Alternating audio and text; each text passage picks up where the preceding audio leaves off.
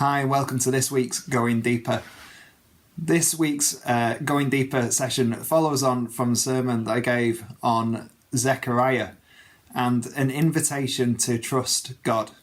Over the coming weeks, we're going to look at different invitations that are presented to us in Luke's Gospel. And this morning, as we unfold and unpack what it means in an invitation to trust God, I want to look a little bit more at the story of Zechariah and Elizabeth. Zechariah, it says, and Elizabeth, they were righteous. It says that they were both lovers of God, living virtuously and following the commandments of the Lord fully. The thing was, though, they never bore a child. And in culture, particularly at that time, there was this whole thing of actually those people that were barren from childbirth, that couldn't have children. Maybe there was sin or something involved within that, like a cause and effect sort of analogy. But within this, the story, Luke very clearly tells us at the beginning that they were righteous, that they were both lovers of God, living and following the commandments of the Lord fully. A little bit more information about Zechariah. Zechariah was a priest, and his order that he belonged to was on duty at the temple. And what would happen every so often, you would get these lots cast for who would tend to the Holy of Holies in the temple. Traditionally, the Holy of Holies was the place where God resided. And so it was considered, it was a once in a lifetime tremendous opportunity to be able to go in as a priest into the Holy of Holies. And we read in Luke that Zechariah, his lot had been cast and he had been chosen to tend the Holy of Holies. He went in, and as he was in there, he received a visit from the angel Gabriel. Now, Angel Gabriel shares with him some news that he's going to have a son. And there is a whole prophecy that follows on from Gabriel about this son that Zechariah and Elizabeth would have. The thing about this story is that it shows how God speaks.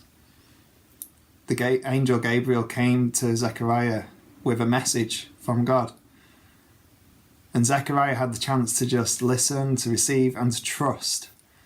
But actually, Zechariah's response wasn't one of trust. It was of disbelief.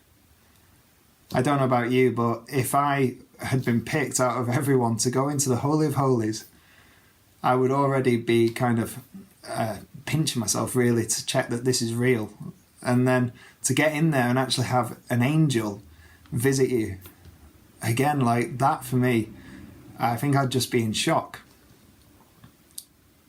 But interestingly, the bit that Zechariah seems to have disbelief about isn't the fact that he's been picked to go into the Holy of Holies. It's not even that an angel came. The bit where it says he has disbelief is in what the angel had to tell him. The message from God that he would have a son. And so Zechariah was presented with this chance to trust God, to trust this message, but instead he had disbelief. Interestingly, when we look at the story with Elizabeth as it goes on, as Elizabeth becomes pregnant, it says that she celebrated with joy. Elizabeth's response was, "See," she said with joy, "see how kind it is of God to gaze upon me." Her response was one of joy, not of disbelief.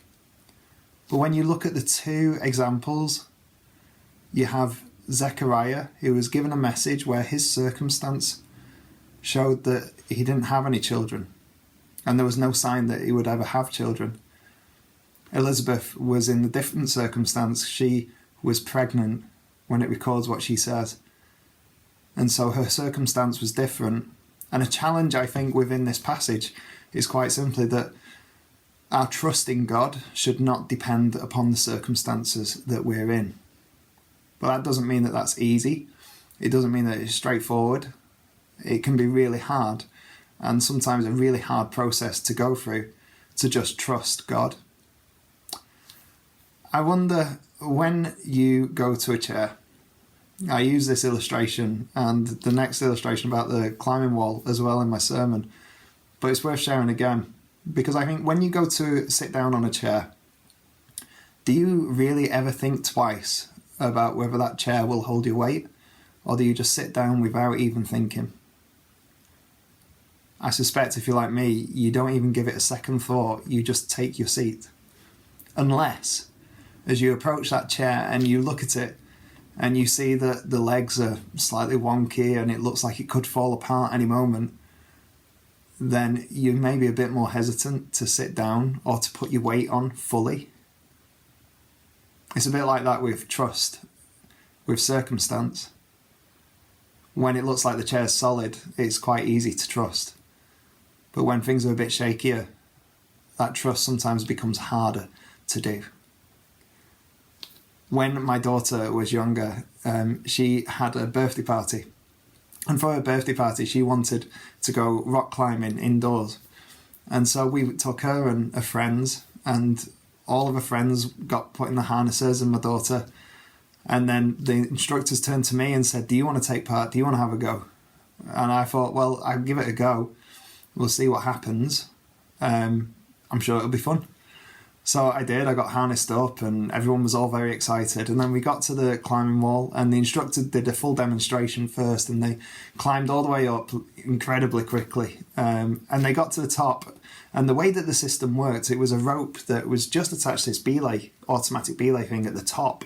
So there was no person holding your rope. It was just this machine at the top. And I climbed, the instructor climbed all the way up and then said, right, when you get to the top, all you need to do is lean back, let go, and just, you will fall gradually, slowly, because the system will kick in after you fall about 2 feet, and then you will just slowly come down. And the instructor showed us, and it looked dead easy. It looked dead straightforward, and I thought there's going to be no problems at all. So I had a go, the first time on a wall there in that system, and I climbed to the top and felt pretty proud of myself when I got to the top. And then I looked down and realised it was quite a long drop. And I suddenly was gripped with fear, because the belay system that held the rope was almost just above my head, and I was looking at it thinking, is that really going to save me? Is that really going to stop me from falling? What if it doesn't work? What if? And I was full of these what if questions. What if this happens? Or what if it just packs in this time? Or just loads of what ifs. The what ifs made it hard to trust that the system would catch me. And the more that I looked at it, and the more I paused, and the more I thought about it, and the more I looked down at the floor, it felt like my trust in the system was getting less and less. And there was no reason for it to, but it was happening. And eventually, at first I was gripping on tight onto the wall. My knuckles were like white. I was gripping it so hard, thinking, how on earth am I going to get down? And eventually I thought, well, I'll test it a little bit, and I'll let go of my fingers and just lean back a little bit and sit down into the harness, but keep my feet planted. And as I let go and sat down, the rope didn't catch, because it doesn't catch for a couple of feet. So it just felt like it was going loose. So I quickly grabbed back onto the wall, and in the process slipped and scraped my knuckles and cut myself. Well, that made me panic even more. And then I thought, well, I can try and climb down. So I thought, well, I'll give it a go. I started trying to climb down, but realised there was just no way I was going to be able to do it. There was no way to get out of the situation I was in other than to follow what the instructor said in the first place. To let go, to sit back, and to just trust. And so it took me a few minutes to pluck up the courage to let go, and I said a little prayer as well. Eventually, I let go, I sat back, and the rope, it did slip for a couple of feet, but it kicked in and it caught me, and I slowly descended down, perfectly fine, just as the instructor always said it would do. You'd think that when I went up the second wall that I would be more confident this time. But actually, by the time I got to the top of the second wall, I relived the whole thing all over again and thought, well, this is a whole other belay system. This is not like the last one. Maybe this one that I'm on now, maybe that one's not going to work. You'd think from my experience that I would have learned to trust. but I still felt shaky. I still felt nervous to let go. And gradually, the more I did it, the more walls I did, the more confident I was in letting go and trusting. And I think that's a little bit what life is like sometimes for us with God. Because there are things in our lives, and sometimes it can be relationships, it can be finance, it can be family, it can be our health, it could be our job, our career. It could be all kinds of things that we cling on and we grip onto just out of fear sometimes, but we grip onto those things and don't trust God like we should. And I wonder, a challenge for each of us to maybe think about is, where are the areas in our life where we don't trust God the way we should? Where are the areas in our life where we grip on and we hold tight because we're scared of letting go? When actually the invitation from God is to trust Him. He invites us to let go, to give everything to Him, to give our lives, every aspect of our lives, all to Him, and to just trust Him. Jesus said in one of His prayers, "Not my will, but yours be done." Not my will, but yours be done. And as we let go, that prayer within us, saying, "God, not my will, but yours," to trust Him. And sometimes I think when people talk about trust and trusting God, we think, well, what does that look like? It sounds straightforward. What do you just say? "Oh, I trust you, God"? Maybe it's more of that letting go, to trust Him. Letting go to find your refuge and your strength in Him, rather than your ability to hold on. And the thing is, when we let go and we trust God, we discover a whole new freedom, a whole new peace about things. And it doesn't mean that the next time something comes along that, oh, well, it's dead easy now to just trust God. Zechariah was a priest. He was in the most holy of holies. He had an angel before him saying, "I've got this message from God." And he was still full of disbelief. The Bible is full of people who aren't perfect other than Jesus. And likewise for us, we're not perfect, and we never will be. And God's grace, He keeps saying, "Let go and trust me." And so I encourage you to maybe spend some time praying, thinking, worshipping God. Ask Him to maybe show you areas of your life where you're clinging on, you're holding on, that maybe you need to let go to trust Him.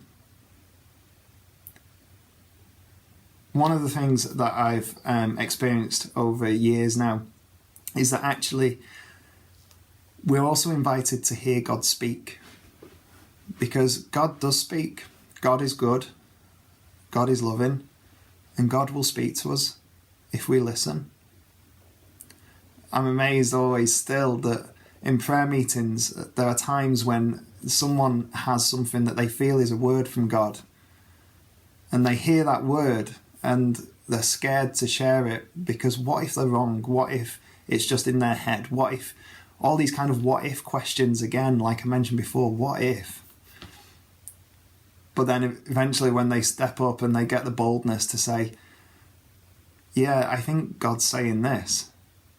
I love the reaction when you see someone else sat in the same room who's just blown away, who says, "You're never going to believe it. I have just heard God say exactly the same thing or give exactly the same picture, and I was sat here thinking, what if that's just me? What if that's not God?" See, God speaks. And in this passage with Zechariah, God speaks to Zechariah through the angel, and He gives him a message. We're invited to trust God, to trust that He speaks, to hear Him, and to listen to Him. Over the coming weeks, we're going to be looking more at the prophetic.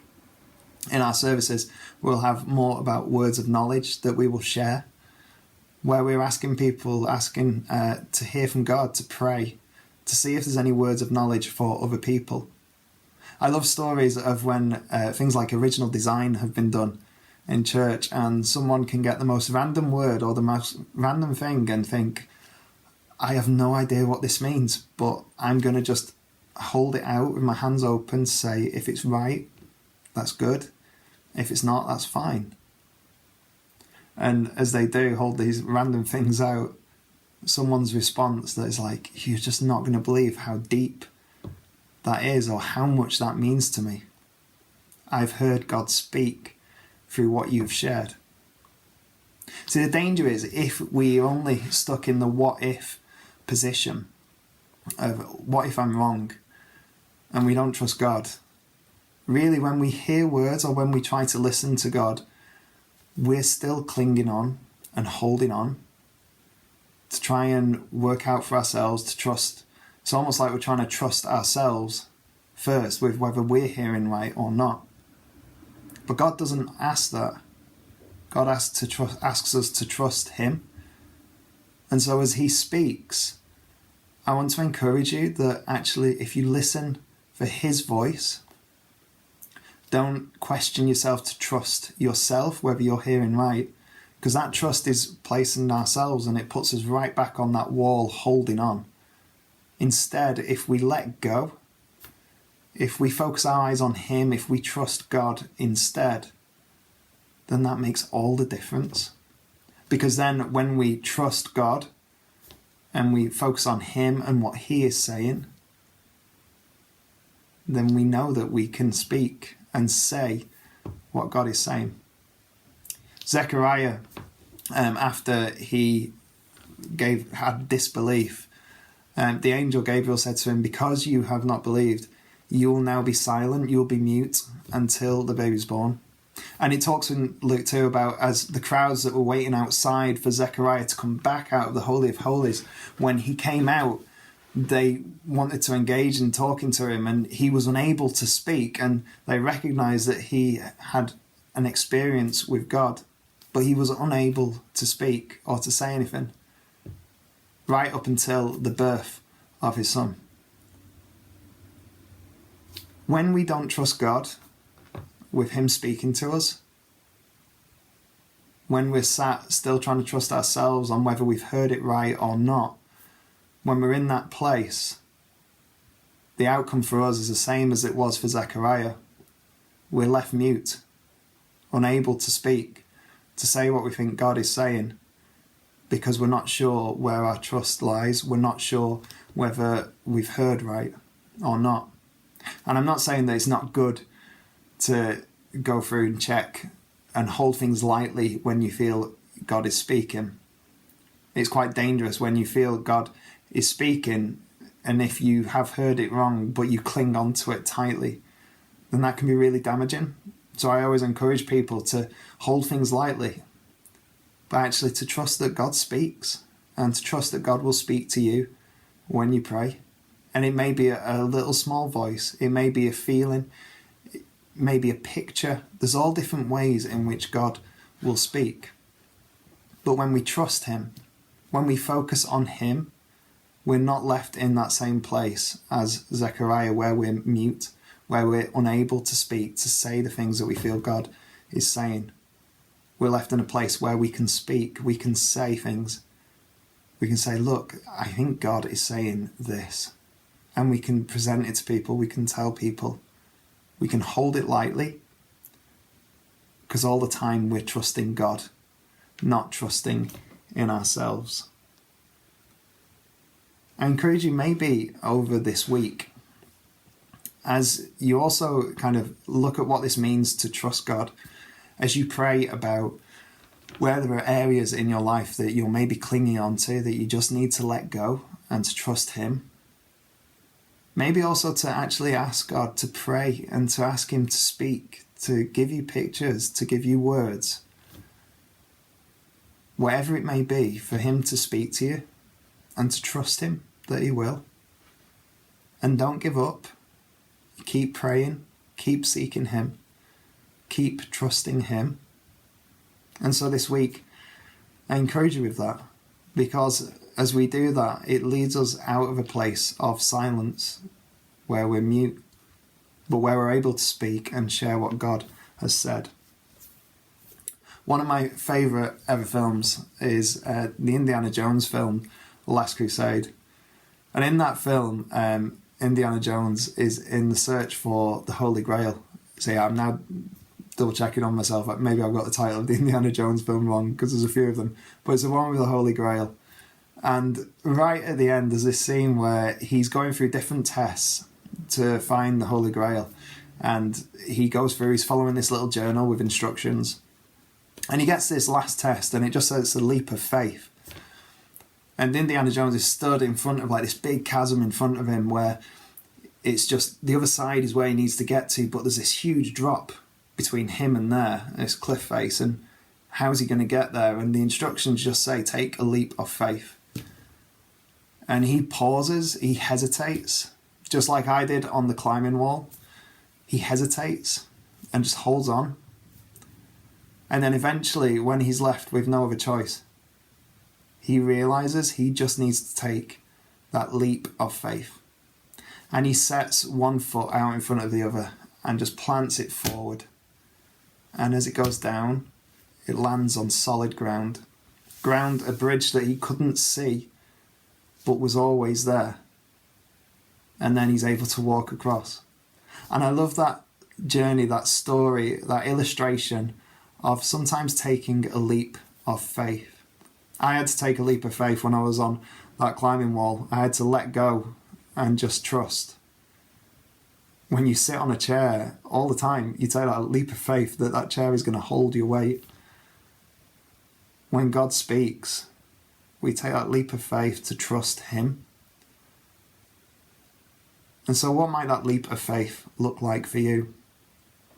Over the years, having run different alpha courses, one of the things that I've encountered lots of times with people that are kind of on the fringe of making that step of commitment, of really giving their lives to Jesus, one of the things that's very often stopping them when I talk to them is they say, I just need something to just prove it to me, just something to show me. I need a sign, a final thing. And actually, God isn't there to try and prove to us that he's there. He just asks us to take that leap of faith, that step of faith, to just trust and believe in him. Just think how different our lives would be if in every aspect we could just take that leap of faith to trust him. I'm always amazed by stories of people that seem to be able to take that leap so easily and so confidently. And then I realise that those heroes of faith that take those leaps of faith just so confidently, I realise that's not the first time they've taken that leap. They've done it again and again and again throughout their lives. Just as I said with the climbing wall, the first time it was hard. The second time I thought it would be easier, but it was still hard. The third time, it's a little bit easier again.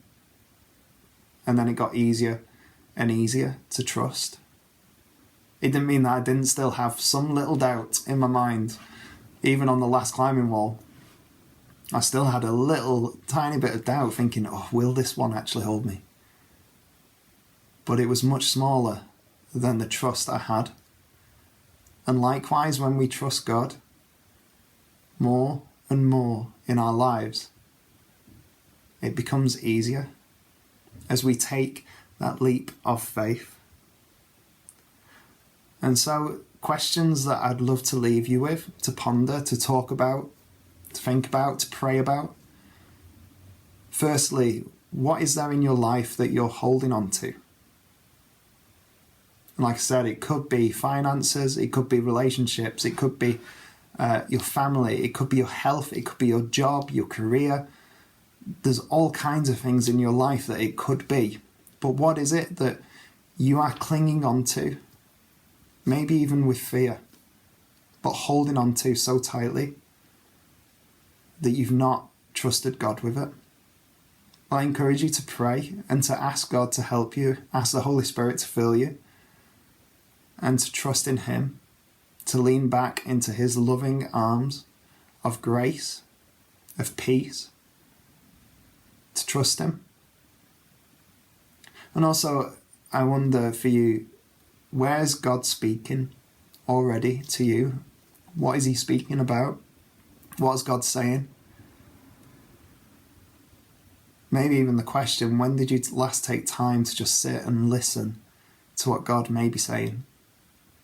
Maybe now, at some point this week or today, or even now as you're watching this, is a good time for you to stop and to maybe just ask God to speak, and you just listen and to trust Him.